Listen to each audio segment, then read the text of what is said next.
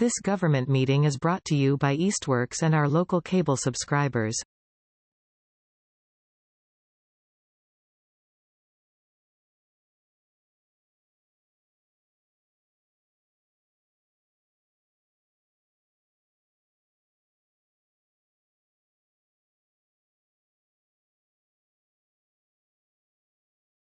Conservation Commission, I'm going to call the meeting to order.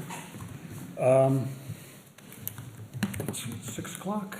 6:01. 6:01. Our first item after we call to order is free time open to the public. Anyone want to make comments? If you do, please sign in.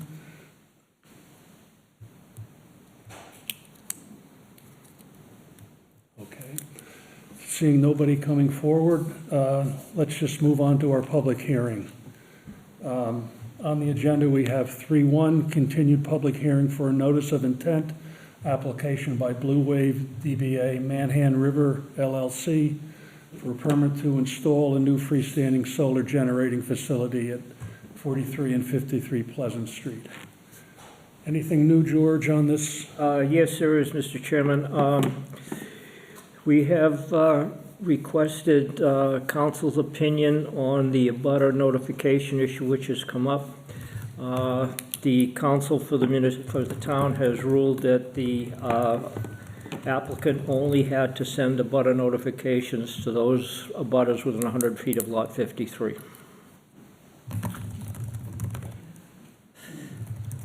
I'd also request, Mr. Chairman, that, or rather notify the commission peer review has commenced. We do not have a timeline, however, I've requested it. When that becomes available, I'll make sure everybody gets it.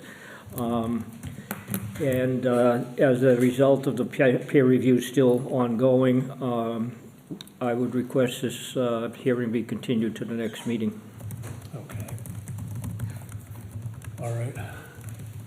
Can we have a motion to move to the next meeting? I'll make a motion to move the discussion to the next meeting for 3.1. All right, thank you, Robin. I'll second that motion. All in favor? Nicole? Aye. Yes. Robin? Aye.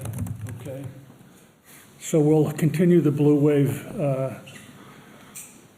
Manhan River LLC matter until our next meeting, which will be April 6th. April 6th. Okay.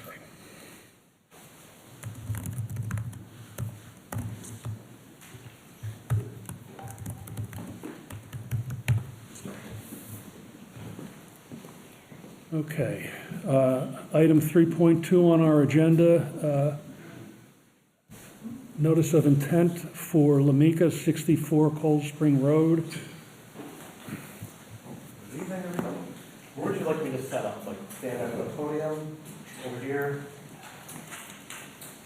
I think over there is fine. Okay. I thought the mic, so I don't know if you wanted me to like talk into it for recording or whatever. If you wouldn't mind signing in, that would be great. Thank you. Is that sign in? Yeah.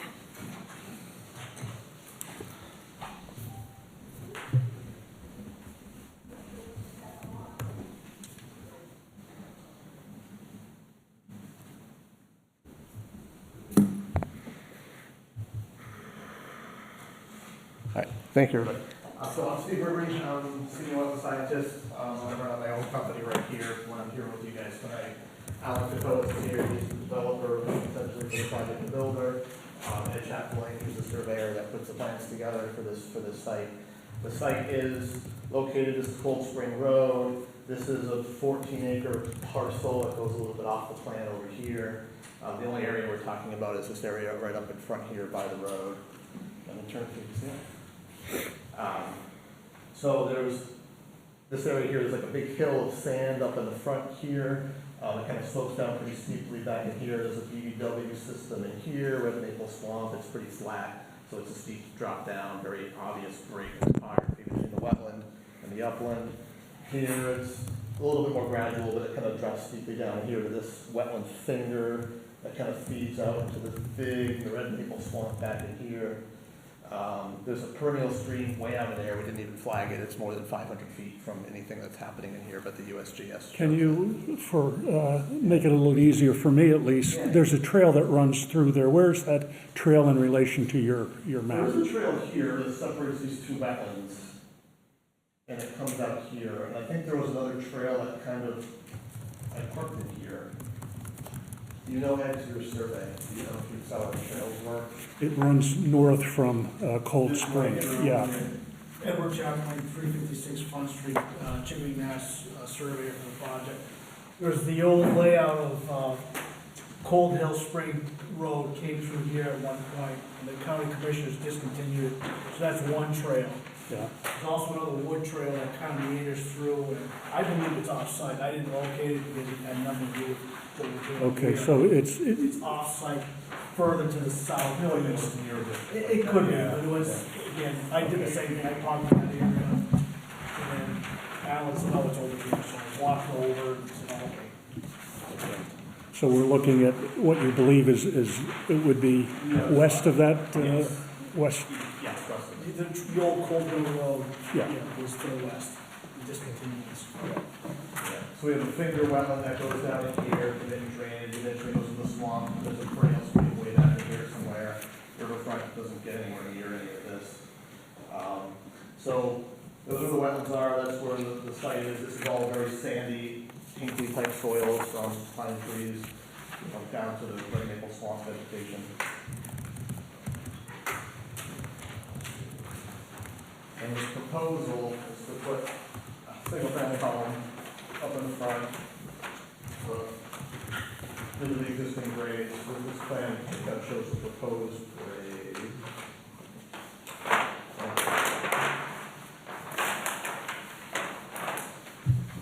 So the house would be here. It's a rather large house. It's 7,000 square feet. The house is close to the road. Only a little bit of the back portion here is in the buffer zone. This orange line here is the 100-foot buffer. The wetland. This green line in here is the this one here. That's the 50-foot buffer. And then this green line is obviously the wetland. So the house would be up here on this kind of where the knob is. We'd have to take the knob down. And we'd also be taking some of the material in the back down to kind of make the grades just kind of naturally flow, so you're not making like a big hole where the house is, so the water is like sitting like a bathtub around the house. So there'd be some grading there, driveway, track pad up in front, that's outside the buffer zone. Septic system would be just inside the buffer on this side, and that's all laid out in here. To your comment, George, you've got all the details of the septic on the plan, like the box and where the beach fields are and whatnot. Erosion controls around the outside. We originally wanted to keep the erosion control right at the 50 foot, but just to make the grades work back here, there'd be some grading in the 50. But, it'll just kind of be left. If we need to, we can make it natural, we can just keep it as lawn, like whatever you guys, we can talk about it. And for the erosion controls, we wanted to do something, instead of the standard silt fence, so this site has the opportunity to take the trees and use them as erosion control. So I've done this on other sites, I've seen it done before, where you take the material, like the trees, like the branches, instead of just chipping it and getting rid of it, it goes through like a shredder. So instead of little chips, it's like shreds of wood that all interlace, and you can build it's called a filter berm, where you build a 2-foot high berm along the edge of the natural material that's on the site anyway. It does a better job of filtering. It's not permanent, but it'll stay there for a year or two while the site stabilizes and naturally just composts back into wood because it's the trees from the site. And all the logs and the big material that gets taken off for saw logs and whatever the foresters do when they process the trees. See if I'm missing anything up here. So yeah, the wetlands I originally looked at the wetlands. They were done by Levesque Associates a couple of years ago, but I'm taking ownership of it now. I checked all their lines. Everything looked pretty good. I didn't move any of their flags. I think to one of your comments, George, there was 2 colors of flagging out there. Mm-hmm. So they had flagged in blue, and then I started reflagging with pink, just to kind of refresh the flagging. There's also white. Those were mine. There's probably survey flags out there too or something, but yeah. I don't know if you use flags, but sometimes there's other flags out there. But I believe those white flags were traverse points. they might have been, yeah. So they weren't wetlands. But yeah, the wetlands, some of them were double pied with pink and blue, or the flags are the same. Flags, I think that's kind of it. I mean, it's like I said, it's a large house, standard house construction, dig a hole, put the foundation in, you know, a couple large garages for the homeowner. You know, would probably, with approval, probably be starting. Yeah. I'll turn it over to you guys for questions. I have a question, couple of questions. I'm very new to this, so when you say it's going over the buffer, into the buffer zone a little bit, is that typical, George, or? It's, if I may, it's based a lot on A, what the client wants, B, what the site is, how it's put together, so to speak, the grades, the vegetation, et cetera, and then generally speaking, there's the least amount of intrusion into jurisdiction, and so you'll get the client what they need. So it's not like it's prohibited to No. go over into the buffer zone? Yeah, if we were outside the buffer, we wouldn't be here at all. Right, That's the reason okay. that there's 100-foot, yeah. So when we're in the 100-foot buffer, then they need to. That's be why you outside come, of 10, okay. yeah. And then my other question is, how many trees, is it a heavily wooded area, and how many trees would be coming down? I Or don't think anybody counted them, but it's, you know, it's semi-mature, mostly white pine. There's some oaks in there, but, you know, pretty much, I don't know what that acreage is, the actual clearing, or if you did forest or did an assessment of how much clearing would be, but We need to clear as much as we need to get a driveway in, Yeah. a septic system, a well rig, and build a house that has some room around it to work, you know? Yeah. So an exact estimate, what was that area that we did in? An acre, a little over an acre? Yeah, I couldn't tell you for sure, I'm sorry. My guess is the trees that will need to be cleared is at least to the limit of work, of grading, and maybe a little beyond. Because if they grade up to the trees, it's gonna kill it, if it's filled. If they cut, obviously it's gonna kill it. Cut the grade, I mean. So it's either cut, fill, grade issue, or it could be a dead tree that's too close to the house. So if the tree's too tall, you know, the insurance company's not gonna like that hanging over the house. So if I remember correctly, it was mostly pines and some oaks. Yeah, and again, we watch out for dangerous trees that are gonna end up having to come down after when the house is there. So if we go after and grab it, we cut it off at the stump and use the logs that are still usable, and otherwise it gets chipped into that beautiful lawn stuff that we've been using for years as our erosion control, you know, at different sites, and it stays right there native to that spot. So that's why it was very convenient, and not only that, it does a better job. It's denser, and water doesn't get through it. well, it does, but it A little bit. filters it, right? It Filters. takes a long time to get through as opposed to a silk fence, so it'll hold back the silk, but the fines will kind of get through. Could you just show me the frontage of the property? Yeah, this is the Point to it. Yeah, that's the frontage here. So, This is Cold Spring Road yeah, here. yeah, but where's the boundaries on Cold Spring? Can you just point to them, the two boundaries of the property, of the entire property there? One here, Okay. and then there's one here, because now this little nugget here isn't their property. This is another, Well, this probably comes in here, right? that property there is still, the county commissioners, county commissioners discontinued the road back in, I want to say the 80s. No, this is town. And then when the county commissioners never conveyed it out to anybody particularly, they created parcel 1 and parcel 2, never got conveyed. So it technically would be probably property of the town at this point, because the counties have dissolved, the county government have dissolved. Yeah, so your frontage is this point here, sorry, here, to here. Excuse me, ma'am, could you identify yourself for the record, please? Doris Nansen, 52 Cold Spring. Did you get that, Nicole? And there's a sign-in sheet on the podium. Would we ask you to sign in, please?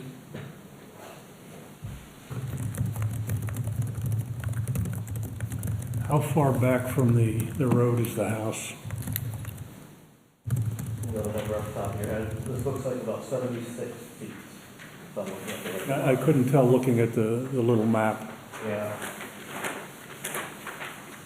And some of it is to do with getting the driveway at like a nice pitch up, so it's not like, I believe it's about 76 feet. yeah, it's 76 right there. We had it further back. The code, I believe, is 40-foot setback, or 40 or 50 on the front setback for the zoning. And then, yeah, there's a weird side setback here off of this, right? So that's a sideline, and that's the frontage.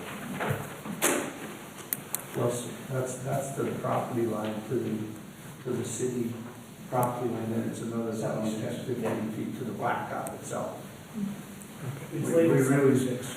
We had it back a little further, but then we brought it ahead to our grading.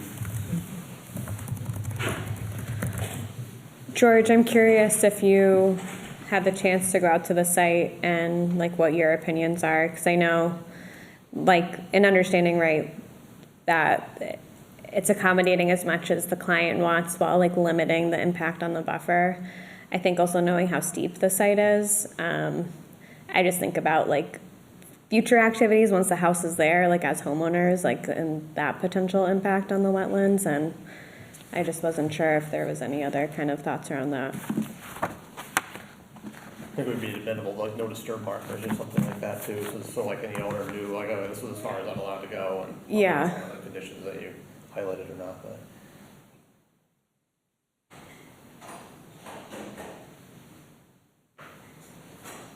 George, do you have any input on that? Pardon me? Did you have any input on that in terms of like your general thoughts on the project?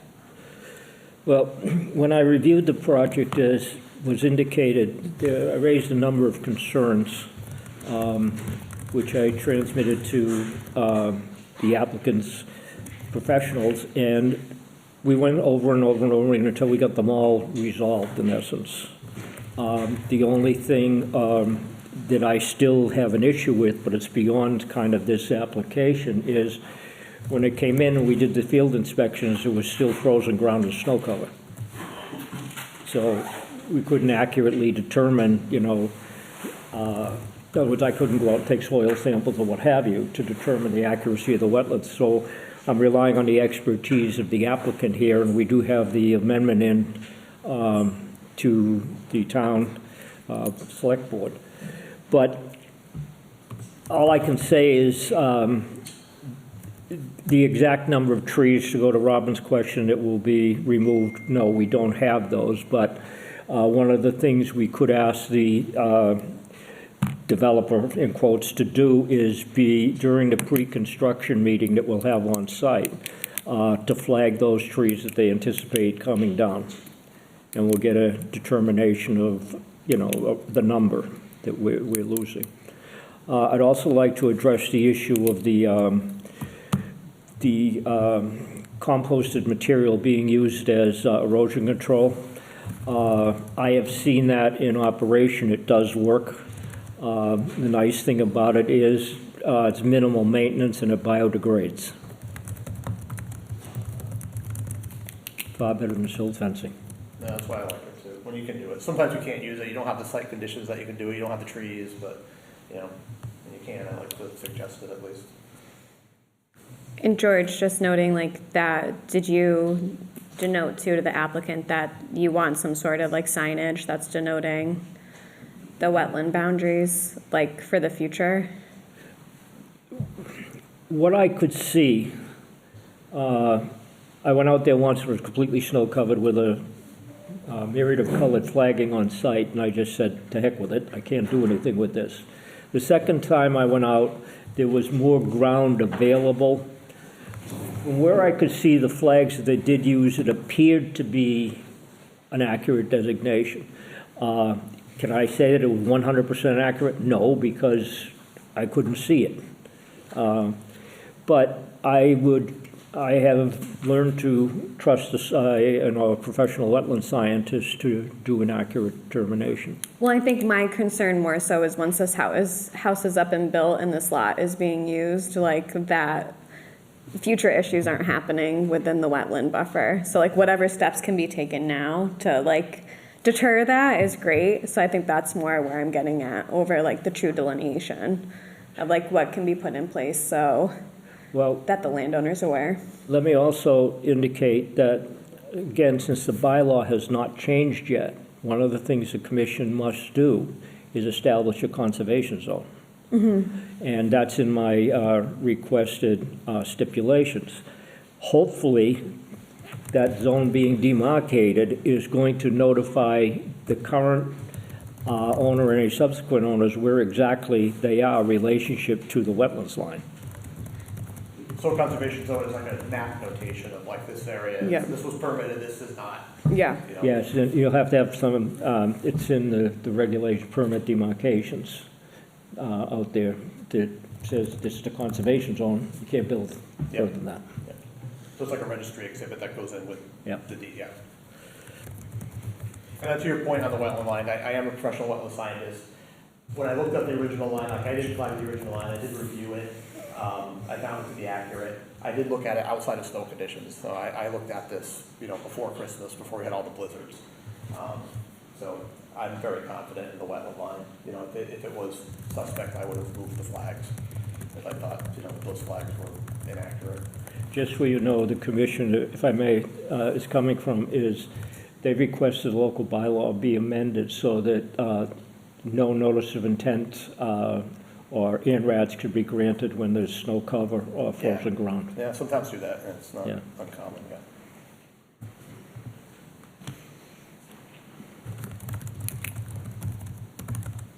George, you have some recommendations for Yes. this project. Yes. Would you like to review them?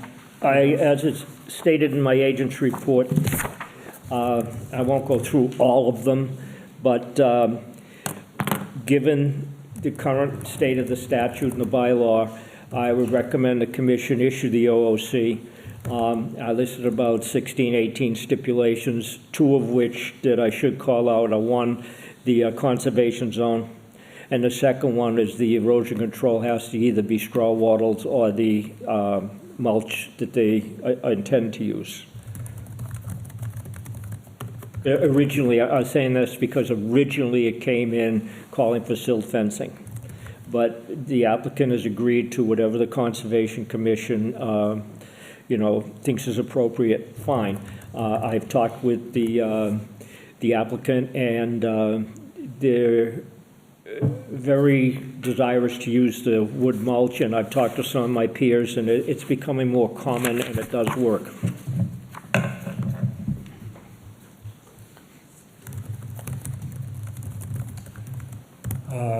Just a procedural question. If we wanted to go forward with this tonight, you've provided a list of,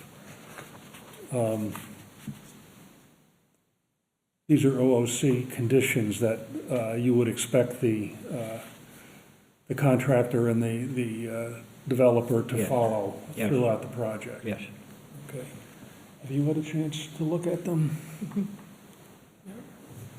I was impressed by how many conditions there were, but it seems, you know, very thorough. It's good to have a thorough list. Yeah.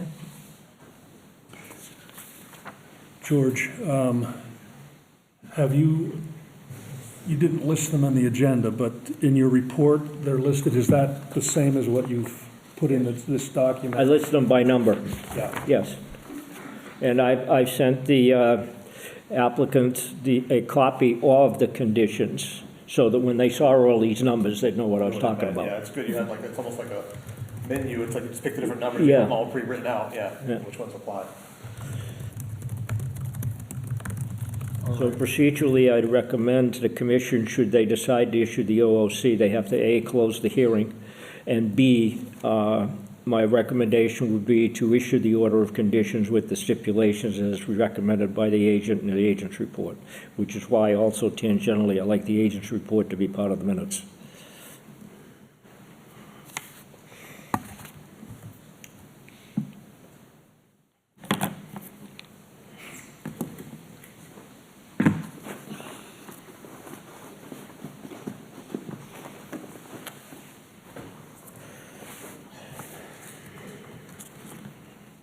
Okay, how do we want to proceed? Close the hearing. You can do it all in one, yeah. Okay. I make a motion to close the hearing and to Oh. okay the, Issue the orders of conditions. issue the order of I conditions. do have a question before we close. Yeah. Peter Prairie, 19 East Street, 69 Cold Spring Road. Can I get a copy of them conditions? Yes, I don't have an extra one with me, but we certainly can get you a copy. Just make sure I have your email address so I can send it to you. You're talking to the only guy that doesn't have a computer. Do you mind if he takes a copy of yours, Brad, in the meantime? Well, after we finish. Yeah. In case we have any questions. Yep. But yeah, I can certainly make that available.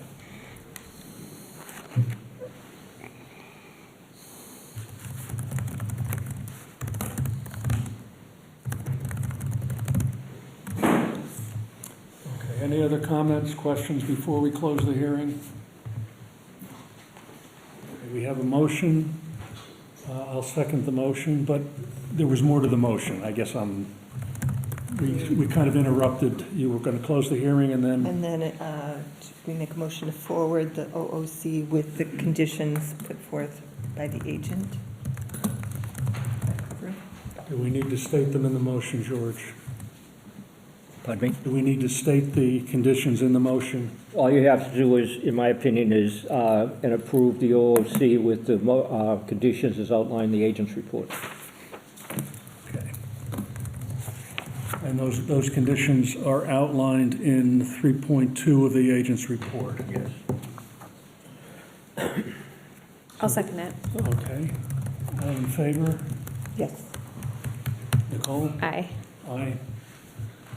All right. We've approved with conditions the OOC. So, Yes.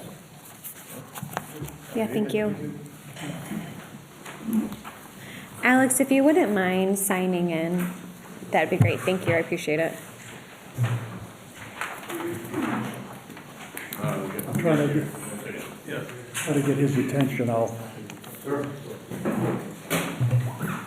These are the conditions. Okay, thank you. You're welcome. Are you signing in? Yeah. Oh, we're there, I'm sorry.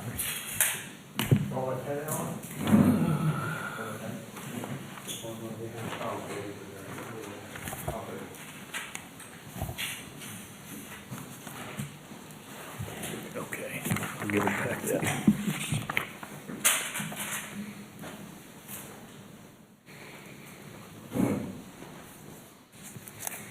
Yeah. Nicole. Here, actually, use this one. That one was running. Okay, thank you.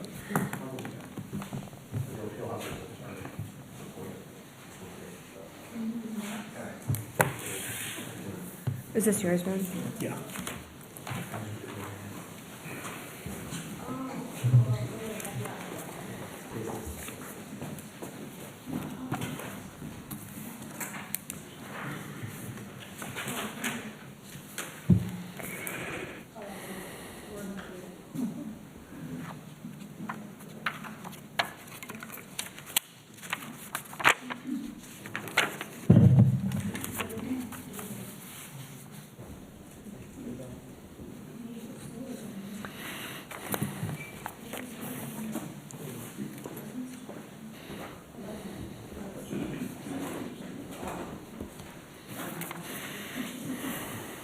Application, what's the, for this job here?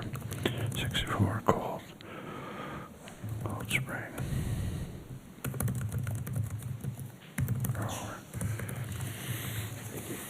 Thank you, Mr. Russell. Thank you very much. Thank you, board members. Thank you.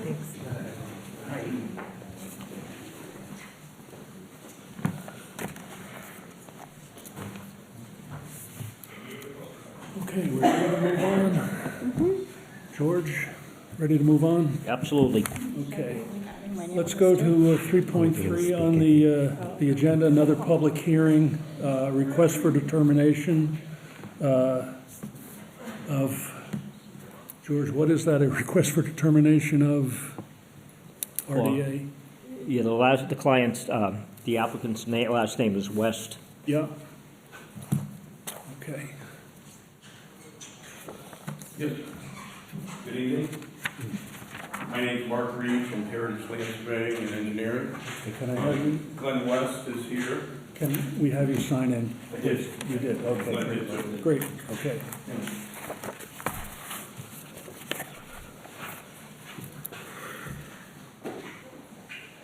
So Mr. West owns Sheldon's Ice Cream, here, just down the road, just on the other side of the Manhan River.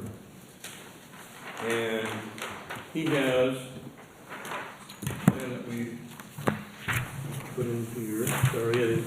Here, let me, Get your name. yeah. Thank you, a little easier. George, have you seen this?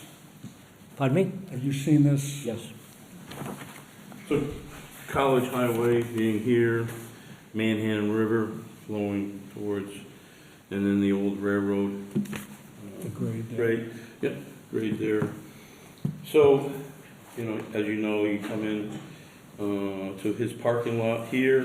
His building is outlined in yellow. And there's an existing shed that he has that contains a walk-in cooler.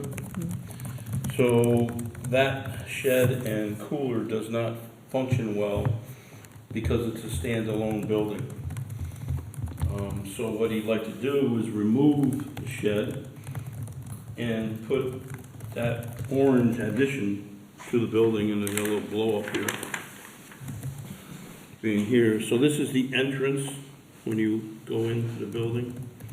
This is a wooden deck already in place, and this is the shed. The order window, and these are. And the gazebo, Gazebo, yeah. and these are septic tanks. So it would be an addition to the right of the doorway when you go in to the building, removing a portion of the deck, the existing deck, and the shed outline, which is right in here. Actually, we're moving further away from the rail trail by, because this shed is pre-existing non-conforming. We went to the zoning board of appeals and got a side yard setback because the minimum side yard is 20 feet, and we got a variance to go down to 10 feet. And the shed area here will actually be reduced back towards the building. So the footprint between what's already developed, between the wooden deck and a portion of this ramp, is going to be reduced in size because that portion of the shed is not going to be there. So we filed a request for determination for the project. We have erosion control barriers being proposed, wrapping around here, goes down the hillside on the end of the building, so that it will protect against any erosion from occurring. This area is all paved, as you know. It's going to remain paved for the project. Is this, oh, I'm sorry, is this new, or isn't there already something there, erosion control? I don't think so. There's some rocks and there's Okay. a little bit of fence, chain link fence to keep. So this is Kids in food. addition to what? This is new. Yeah, this erosion control barrier is new for this construction. Correct. And what we have as deck here is going to be covered by the Building. building. Correct. Okay, and, Yes, and a Doesn't small look- portion of the ramp's going to get reconstructed. okay. And it doesn't go any closer than the deck went. to Correct. the, Because here's the face of the building, Manhan River's behind the building. Yeah. So it's not getting any closer. It's getting a little further away from the rail trail boundary line. And then what type of erosion control was planned? So for erosion control, Gary, because it's steep slope,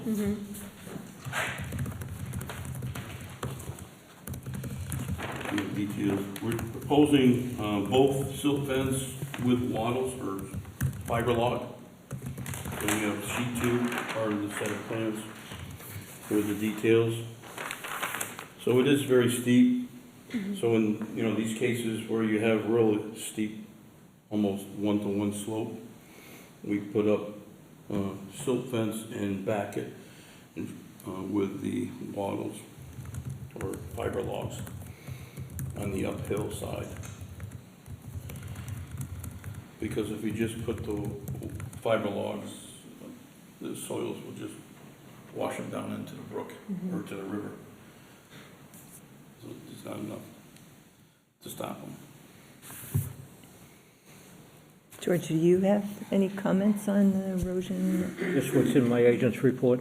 Again, I'm recommending the RDA be issued with the stipulations as I've listed. Yes, and George sent a copy of those, and we have no issues with the additional conditions that he's proposing.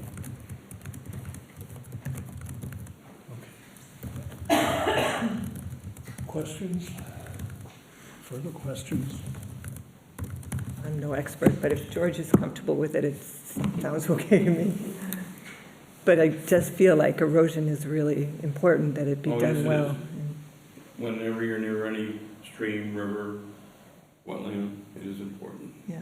And then we have notes in there to, you know, to maintain it during the construction and inspect it daily, which is on that sheet too. Okay. I can make a motion to close the public hearing and to issue the RDA for 285 College Highway with the stipulations as noted in the agent's report. I'll second. All right. Let's vote. All in favor? Yes. Robin? Aye. Aye. All right. Great, thank you very much. Yeah. Thank you. Mark, I'll drop these off tomorrow. We've moved our office to Westfield. Oh, you did? Yes, so, either if you let me know when they're ready to be picked up, I'll pick them up. All right, I'll be ready tomorrow, but I don't know what time. Yeah, just let me know. Yep. And I can pick them up Okay. here, okay? But I'm back in Southampton all the time, so, since I live here. I live just down the road in Brookyard, yeah. Not far away then. Yeah, I walk by there all the time. Good. I think you've almost given your pen away.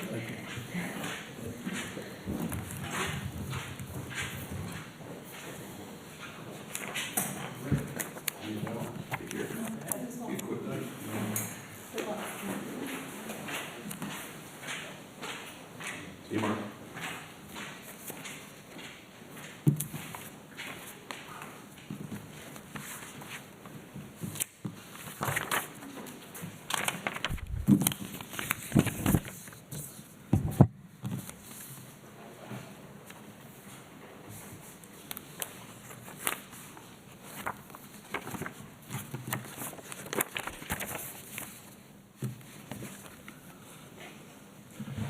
Okay, on to regular business.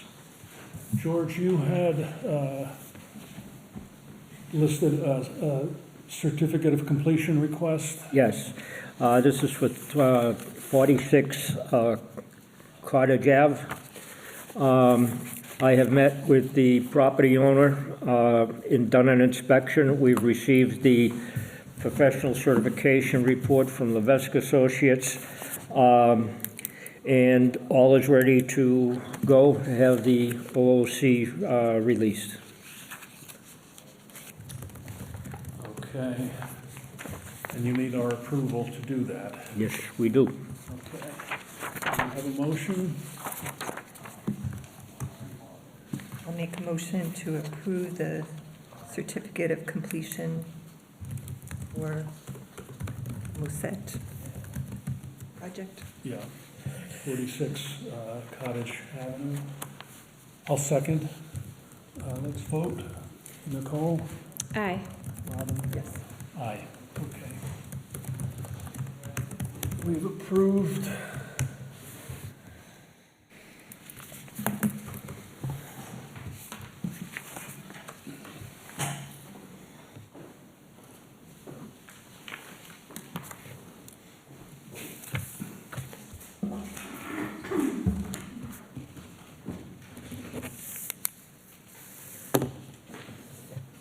Let me take that. Thank you. You give this back to me when you're through. Yep. Okay.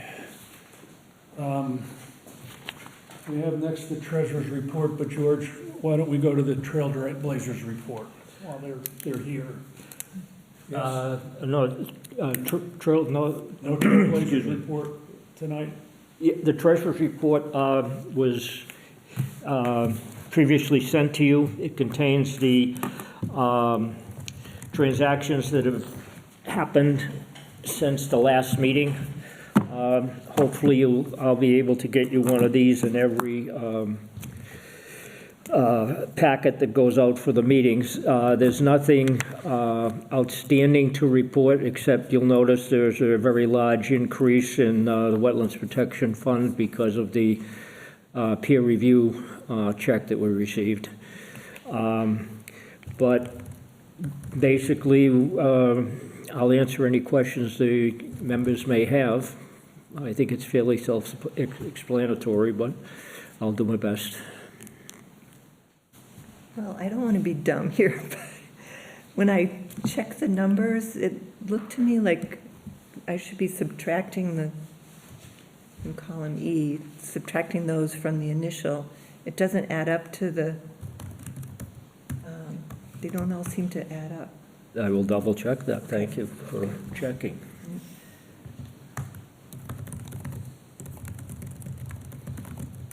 That will be definitely on the docket for tomorrow. Thank you very much. Yeah, George. Again, I just started doing this, because treasurer has resigned. But one of the things I was thinking of doing is making it clearer by columns which numbers are being added, which numbers are being subtracted, so that it's very clear, hopefully. Yeah, maybe that was the issue. Yeah, because it is mixed. Some says pay invoice, others says it went on. Okay. Yeah. I can do that. I'll do that for the next meeting, hopefully. Yeah, that would be helpful, because just eyeballing the numbers, beginning balance and ending balance, the numbers don't add up. The expenses, and I don't see the additions, George, at least in the copy that we were able to make, that you would send. What I'll do is I think I'm going to change the whole format. I'll still do it by title and account number, but then there'll be an addition page and a subtraction, starting balance, ending balance. Okay. I think that would be helpful. Okay. Yeah, that would be helpful. It's very good input. Thank you. Yeah, and we don't need to take any action on this. No. Okay. All right, that brings us to the Trailblazers report. The Trailblazers chair is presently in New Zealand, Oh, nice. and I don't think she's coming. All right. Do we have minutes to accept? No, I'm sorry. Okay. I'll send that. That was my fault for not sending them, but I'll have them to send with this batch. And then next meeting, we can approve both. Sure. Great. Thank you. Thank you. And then we have any items that cannot wait. George, we have this Triple Brook matter. Is it's appropriate to deal with it in this slot on the agenda? Yes, please. This is a copy of material. Mark Cassis, 19 Fulmer Road. I am speaking as chair of the Open Space Committee. We're talking about portions of what's commonly known in town as Triple Brook Farm. The owner has been very clear about wanting to conserve and protect the property from future development. The Open Space Committee and Kestrel Land Trust have been meeting with the owner and representatives of the owner to fulfill their wishes. And we've been able to move forward. I apologize for the sort of last-minute nature of this. Scott had wanted warrants in by April 1st, and we need to get this vote and the CPC vote if we're going to get this to happen. And the family was only able to define the boundaries of the property relatively recently. And then we got an appraisal, so I apologize last minute. Mr. Brewster, I apologize. I sent materials to Evan Huff, not knowing there was a That's all right. change. I got a copy. Okay, so, Able to review them. Yeah. so to me, this is a very exciting project. Triple Brook Farm has been around for a long time as a place that's been selling and protecting native plants. If you look at the plot here, there's 3 parcels. The parcel in red is the part that has active farming and the active buildings. The family wants to keep that for their ongoing business. And there might be environmental issues there, and so it's in a good way, good that they want to keep that. We're talking about Lot 2, which is in blue, and Lot 3, which is in green, not the shaded green on the far right, which is a easement for power lines. We've been able to get an appraisal of the properties, of their conservation restriction value. What we would hope to do is get the approval of the Conservation Commission to accept a conservation restriction on these properties and be one of the sponsors of an application for CPC funding for this, okay? I've broken down, any questions about the boundaries? I'm curious in terms of, so for lot 1, I guess kind of like why it doesn't just butt all the way down. The family actually wanted to give access from the front through to the back. There's Okay. some beautiful areas there, Yeah. and wanted to give access. I should mention, it's a little hard to see here, the town currently owns property, this property here, so we potentially have area to set up access to the property through there. Okay. Middle road. So, and part of this is that this will be, conservation restriction would be put on, which protects it from later development, and it would require, we're going to be putting a requirement there'll be public access for trails on the property, and it's consistent with what the family has wanted. Behind this, there's 2 proposals. There's the application, 2 applications for CPC funding with a budget attached to each of them. I have recommended putting an application for both Lot 2 and Lot 3, assuming we can get a substantial 66% of this covered by a land grant by the state, and then we think we can get 25% covered by the Mass Audubon Catalyst Fund, which leaves the town only paying for about $58,000, if I remember. I can tell you exact number. And although the town would have to put up all of it up front through the CPC funds, when it all closes out, most of that would come back. So the total project was $556,500, and $495,000 under this proposal would come back to the CPC funding, and in essence, only $56,335 would actually be coming out of CPC funds. Again, assuming you folks approve it, the CPC approves it, and it's voted at the town to approve it. So that's one proposal, and in an ideal world, we would get your approval for this project to be a submitter for the CPC funds, and be accepting a conservation restriction. The second proposal is, assuming we are not able to get the land grant, or we put an application in but don't get it, that the town would ask the CPC to pay for Lot 2, which has higher conservation value in a way, and I think it will be easier to convince town folks to put more money up front for that.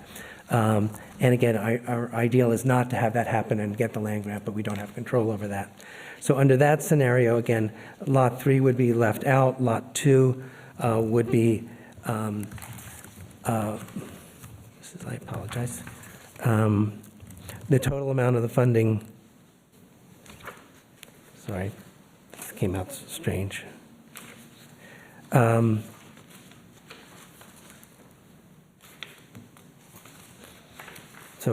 Excuse me for 1 second.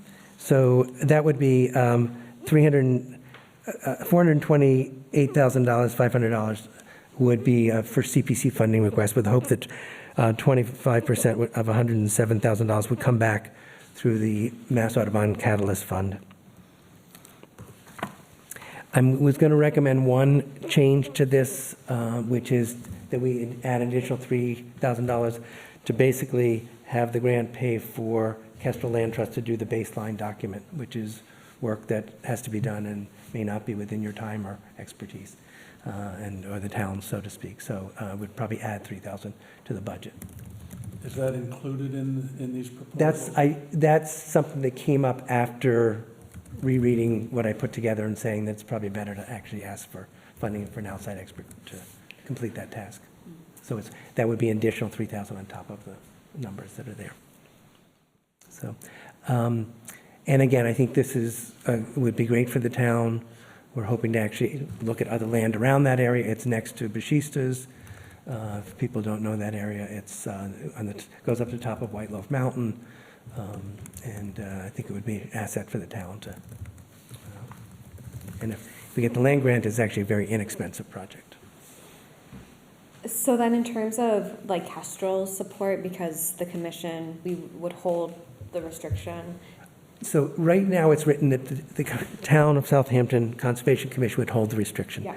I have put it out to them saying, would they be willing to co-hold it? They could not commit at this point because it has to go to their board for a determination, and they said they were willing to bring that forward. If they did that, they would want some stewardship money, which would have to be come up with. In an ideal world, I think that would be great, but in the time frame, could not be promising that. Yeah, so then otherwise, in terms of like their involvement, they're like helping to maybe like provide some funding. And Yeah, they help us review the grant, pull the catalyst fund, the Right. 25% funding from Mass Audubon. They've helped us with other projects, as you know. Do you know if Kestrel has approached Mass Audubon about it yet? I do not believe so. This all, I think the appraisal got finished about 2 weeks ago, Okay. maybe even less. So that's the whole process of getting agreement with family, putting a package together has not been they thought it was a high priority for them, but they may have. They acknowledged that the land was a high priority. Yeah, I don't know how they did that, to be honest, though. I was looking at the map today and I was Yeah. like, It is a high priority for them. yeah. So again, ideally, this would, it needs, the willingness to hold the conservation restriction needs to be agreed upon by the Concom, and ideally, they would be a co-applicant or an applicant for the CPC funding. The package is there. Looking back, and I probably need to do a little fine-tuning of some of the language. George, is that a common practice for us to hold a conservation restriction? Yes. There's a number across town that are technically owned by the municipality but managed by the Concom. Red Brook, the one we discussed going through the invasion, that's an example of that. This is closer to Wolf Hill, which is, the family still owns it, but the town holds the conservation restriction on the property. And there's two proposals. So the first proposal is crossing fingers that we get the land grant, and the other is saying, accepting reality, saying we don't have control over that. And what is our backup plan? Either the other backup plan is they let it all go, but I and the Open Space Committee in Kestrel think it's better to have a second plan behind that. George, we would need a separate motion on each of those. If we I've actually written out a motion. Do you have that language with you, or I can? I wrote out two potential motions. Yes, to make I it have. easier. That may make it easier for to read through. They are. Just to. You could.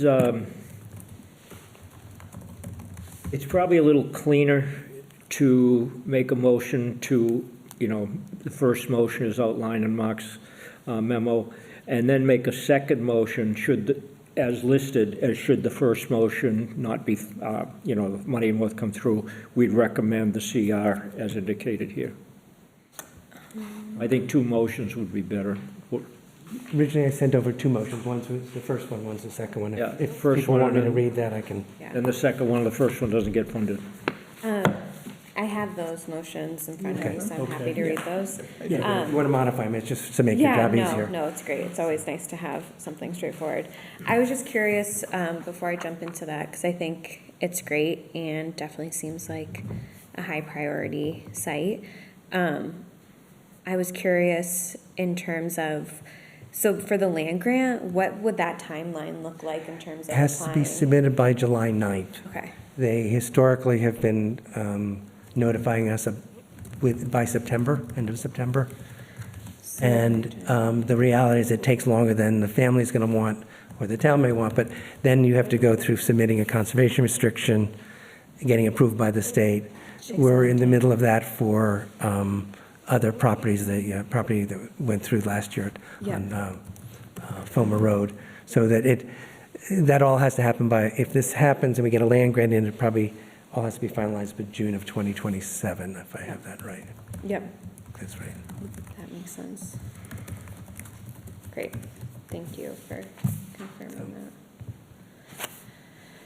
And again, we would not put that work on you, although we would send you copies to review and comment and change, but.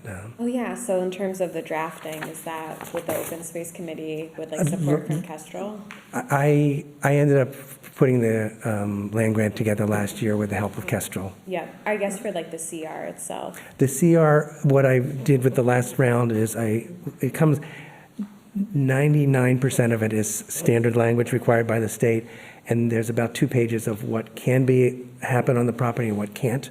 And those we have sent to the Concom to review before it gets submitted to the state to review. So we may be talking about, do you want parking, do you want trails, things that can and can't be done on the property. Sometimes the family, like on some properties, said, I want to be able to log or I want to be able to sugar on the property, and those have to be written in, and it would be a chance for the Concom to review the details there. Yeah. I guess, so then that's what the Open Space Committee is like drafting it and sharing that with the. That we would do that before, again, we're way down the line, but yes. Yeah, no, I was just curious of how yeah. it works. It's my day job is CR work with Mass Audubon. Okay. So, but I was just curious who takes on that drafting. so for this last round, I did those. Yep. But sent it to Select Board and to Concom, Open Space Committee, and so that we wanted input from people. Okay, great. But without putting the burden on you. That sounds good. Did anyone have any additional comments before? I just think it sounds great, and thank you for doing all this work. And the family gets the biggest credit for this. Yeah, no, just making this available, Yeah. CR for the town is wonderful. Yep. So, yeah. You want to make a motion to go? I will. I'll make a motion for the Conservation Commission to approve the holding of a conservation restriction on Lot 2 and 3 of the Triple Brook Farm, as noted on the proposed lot map, and approve submitting an application for $56,335 of CPA funding for purchasing the CR on both parcels, assuming successful land grant and Mass Audubon funding for the remainder of the $556,500 purchase. So I'm going to, the 3,000 additional, adjusted for 3,000 baseline document completion. And I have to separate how much is going to be CPA funding and how much is other, but Okay. we probably need To also include adjustment for $3,000 additional for a budget, baseline. please. I'll second. Okay, let's vote. All in favor, Robin? Yes. Aye. Aye. So if it's And okay, I then- may come back to you to get sign a form before the 24th of the month, or figure out how to do And- that, so. Then I'll make the second motion. I'll make a motion that the Conservation Commission approve holding a conservation restriction on Lot 2 of the Triple Brook Farm as noted on the proposed lot map, and approve submitting an application for $433,500 of CPA funding for purchasing the CR on Lot 2 parcels. This is in the case where outside funding for motion 1 is not able to be raised, and an adjustment will be made for $3,000 for the baseline. Second. Okay, let's vote. Robin? Aye. Nicole? Aye. Aye. Thank you so much for your support. Yeah, thank you, Mark. Thank you. Okay. If there's other questions, always just contact me, okay? Thanks. I'll try and get these out to you tomorrow, Mark. I'll get these out to you tomorrow. Okay, thanks. Yeah, and thank you. Okay, Let's go home. anything else? We don't need to talk about Geocaching. Eversource or anything else? No. Okay. Nothing about the geocaching? Pardon me? Geocaching. Oh, yes. On my agent's report, I did some research on geocaching. While it generally doesn't appear to be any problem, I don't know how we police it. Would we require some sort of notice to the commission if someone wants to do it, so we'd have an idea it was happening? What would be some sort of oversight on it that would be effective? Honestly, I thought of that. I don't know. And then again, we'd have to make sure that we want to keep anybody who's going to do this out of any resource areas. And there are some trail systems and open space where the probability of getting into a resource area is remote. There's other where it's going to be very probable. One comes to mind, for instance, is Clearwater.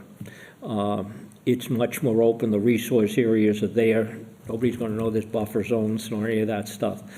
And I don't know how we would keep, members of the public who want to use that out of that. Well, we could say that they couldn't use it, but, again, there's no one out there to prevent them Exactly. from using it, yeah. I don't think there's any great hurry or pressure to do this change. And I think we have to do two things. Your suggestion, about notification is very good. Unfortunately, we just spent a lot of money on signage, and we want to put on the signage to some areas, no geocaching allowed. Right. And others, we won't put that. Yeah. I would like to, if the commission is amenable, I would like to discuss this more with the Trailblazers group. There's so much knowledge in there that they may have things we haven't thought of. And since there's no real pressure to do this, I would like to do, more discussion and bring it back to the commission another time. It'll also allow the commission members to, give it some more thought. I'm just really, the thing that's, quote, scares me is I don't want people going in hiding something where they're right in a BVW or they're right in a bank. And that can happen. Yeah. And if we have a day like to this after they did it, we got a problem. Yeah.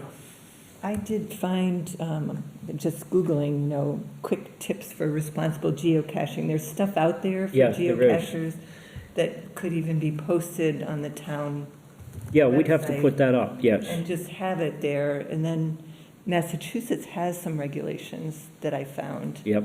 And then the city of Beverly, Mass., they actually require a permit. They have this very 3-page permit that you have to fill out to do geocaching. So you could potentially do that. I don't see that we would have that much of a... Well, the other thing I would recommend, I didn't put it in this report, but people who are going to do it should file a whole harmless agreement with us. Because they are going to be going in there and doing something. They're not just walking. Yeah. Yeah. Yeah. And One I'm of probably the- being overly, protective. One of the things that seems to come up over and over again is you're not supposed to dig any. You're Yes. not supposed to dig at all when you're geocaching. That's true, but you're not supposed to disturb wetlands either. Yeah. So I'd like to put this on hold with the, Yeah. if the commission is okay with that. Yeah, no, there's a lot to it. I mean, it seems like a worthwhile endeavor, but, Yes. how it's done, I think we may ultimately need a bylaw about it, That's a consideration. yeah. So, but it's good, Robin, thank you for doing that research, to know that there are other towns that have started this process and have, some stuff Some down of them about it would very be helpful. thoroughly. Yeah. You said it's Beverly that has the Beverly, permit? Mass. I can forward to you guys what I found. I would appreciate that. And a contact person in Beverly, if you have it. Yeah. Yeah, because I'll reach out. What are the pros and cons? Do we need a motion for that, or no? The only notion we need is when you finish, we're going home. All right, are we ready? Motion to adjourn? I'll make that motion. I'll second it. Okay, all in favor? Aye. Aye. All right, thank you. This government meeting is brought to you by Eastworks and our local cable subscribers.